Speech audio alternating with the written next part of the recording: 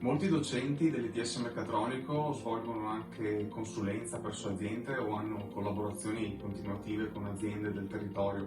per cui per noi docenti che abbiamo questo contatto con le imprese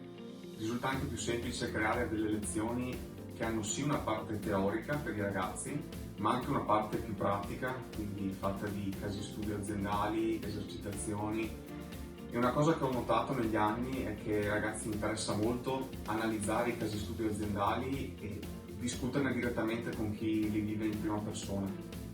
Io personalmente insegno gestione della manutenzione, gestione della produzione, ridefinizione dei layout degli stabilimenti produttivi,